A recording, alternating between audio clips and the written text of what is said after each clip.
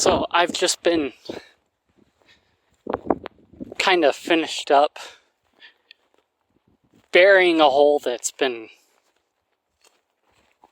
sitting there for a while, for a little too long. It's where my neighbor dug up where we buried the dog. And it was thinking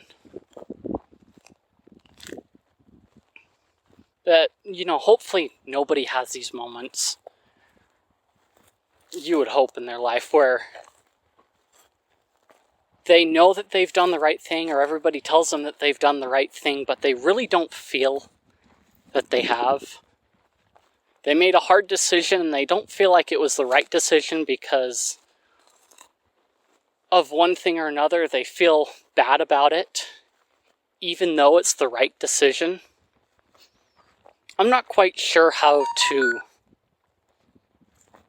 address that, but all I can say is that, just pushing forward is kind of one of the best options that you've got as you kind of work through it.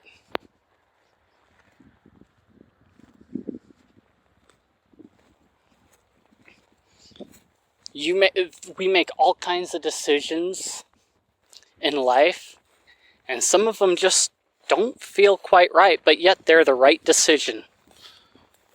And it's hard to grapple with, I know. But sometimes that right decision that doesn't feel good is the more merciful one than the one that we'd be more comfortable with.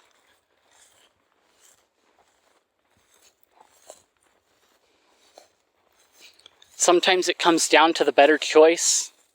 It doesn't feel like it's the better choice, but when you look at it, it is the better choice. It's an odd little paradigm, but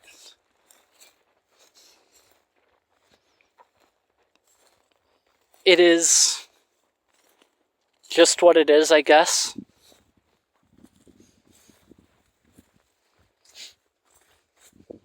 Hopefully, most decisions that are right are easier to make, and they're a lot more emotionally clear than some of the other ones you'll have to make. But that's kind of where we have to take our emotional head and set it to the side a little bit to make sure that we've kind of used our rational head to think about it.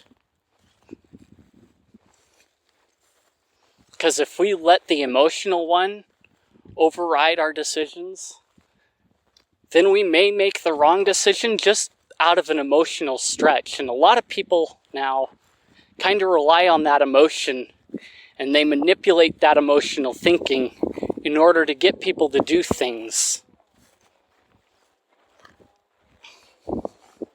So I guess what it really comes down to is, don't let your emotions make the decision. Don't check your emotions against rationality and then go from there, I guess. And sometimes even then, you've got to kind of take both sides of the coin. Because sometimes the emotional does play into the rational, but don't make a purely emotional decision. Let both sides kind of put their 2 cents in and go from there. I think that's the better way to put it.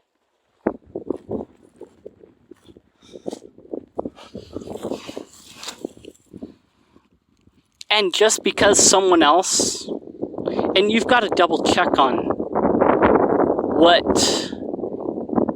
where the emotional sources are coming from and who's feeding into it too, because sometimes there are other people that are trying to train or manipulate your emotions in order to get you to make a decision that'll end up destroying the thing that you might be fighting for. So you've got to kind of keep that in mind too.